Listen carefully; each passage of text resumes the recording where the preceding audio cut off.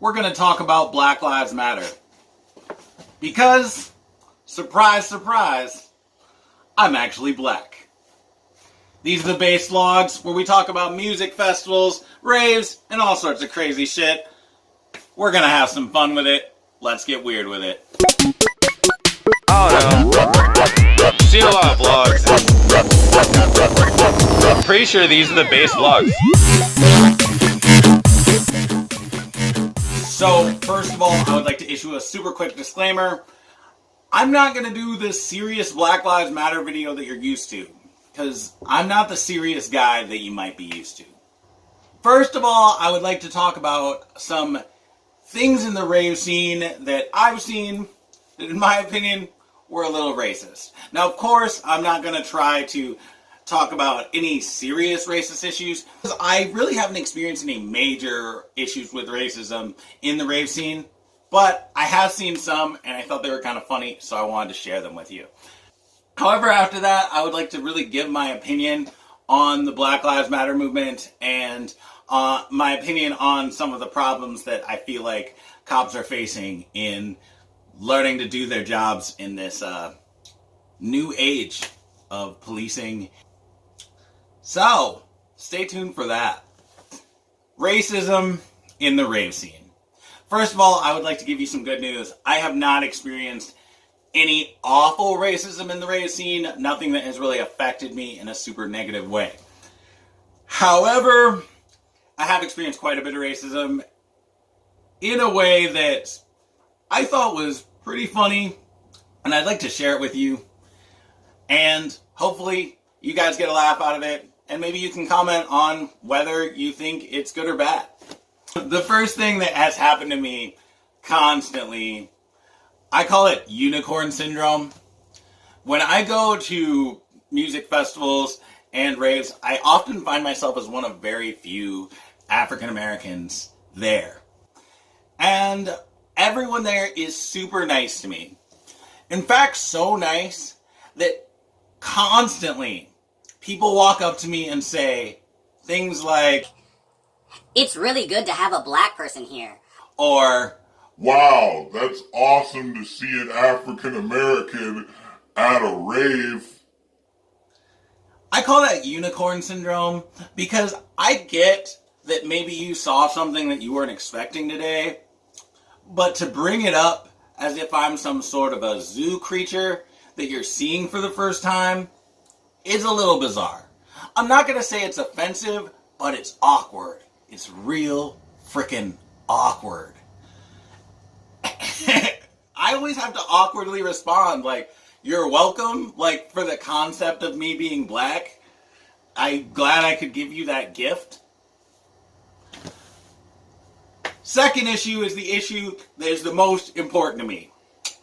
This happened so many times at Lost Lands, both years I attended. This is a picture of 12th Planet. This is me. This is a picture of 12th Planet. This is me. These two people do not look alike. And coming up to me and saying, "I look like 12th Planet," a man who is over 10 years older than me, hurts my feelings. It does. I'm sorry, 12th Planet is an amazingly successful and talented artist, but I do not look anything like him.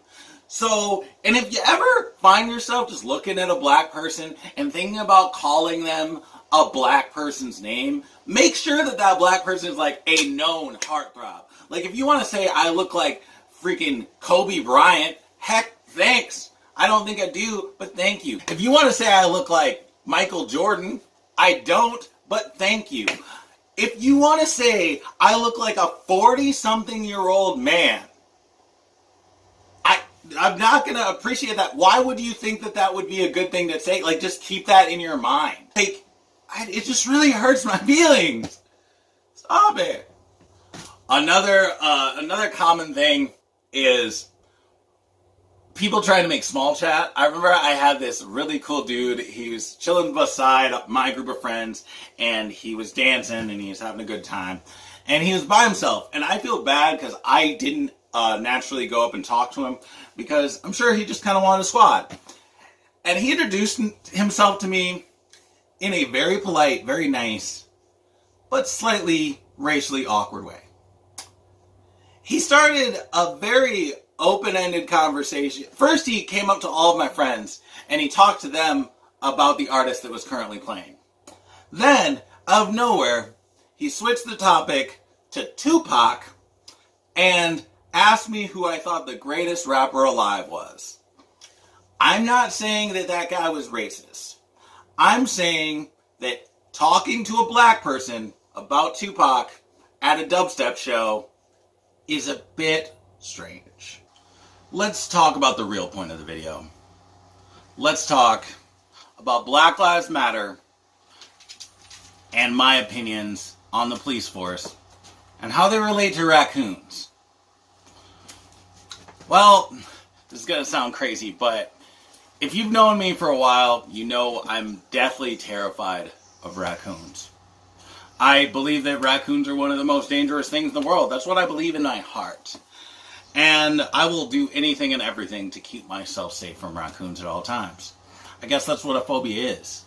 And because of that phobia, I have come to the realization that I cannot be trusted to deal with raccoon-related situations. I could never be a park ranger. I could never be an exterminator.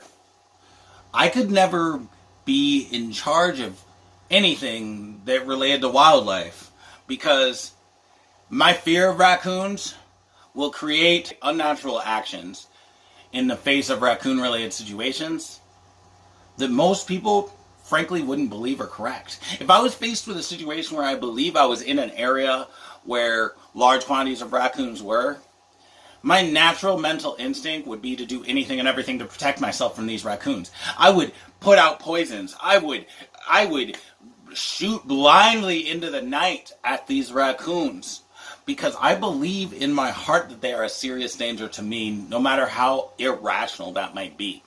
And you cannot judge me for that fear because it is a fear that I have in my heart. However, it is still my responsibility to make sure that that fear does not negatively affect others. I have to acknowledge in my heart that I have a fear of raccoons, so although I may avoid them, I cannot make irrational decisions that affect other people just because of that fear. And I say the same thing to police officers. I understand that you have those fears in your heart of African Americans or of criminals in general. And I respect that. I respect that things that you have seen through your life have led you to have this fear. And that is fine. And I cannot judge you for having that fear. Because you have that fear in your heart. And that is perfectly acceptable for you to desire wanting to get home to your family and for you to not be willing to compromise that for an African American that you believe is dangerous. I do not think that is wrong. However, what I do think is wrong is that you've put yourself in a situation where you know you will come in contact with something that you are afraid of. You know that you will come in contact with something that you have an irrational fear, an irrational opinion that will cause you to act irrationally in a situation that you believe is desperate, but many people may disagree. You need to acknowledge that maybe you're a little more scared of black people than everyone else is. Maybe your desire to get home to your family is so strong that your irrational fear of African Americans and of any criminal for that matter has caused you to act in a way that is unacceptable.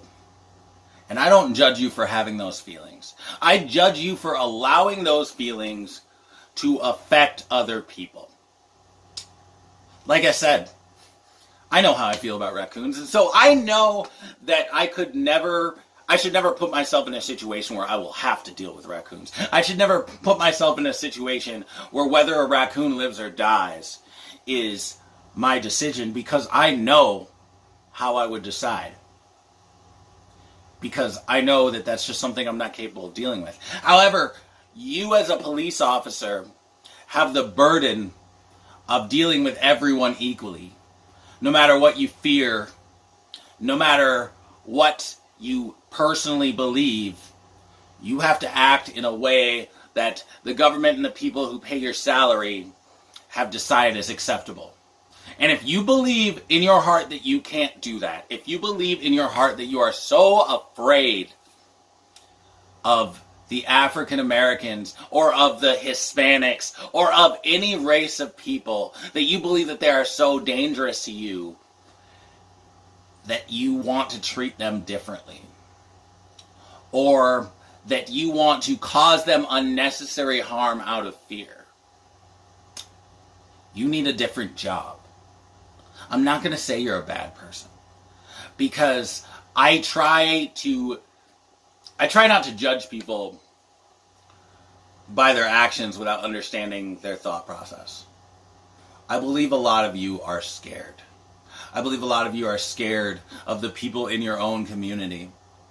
And you believe that you need to treat them with this aggression and force that you display constantly to keep yourself safe, to keep your family safe. And I get why you feel that way. I'm scared of raccoons. You're scared of black people. I guess I can't judge you for that. But I can judge you for becoming a police officer whose job it is to defend absolutely everyone in your community, not just the people who you think are safe.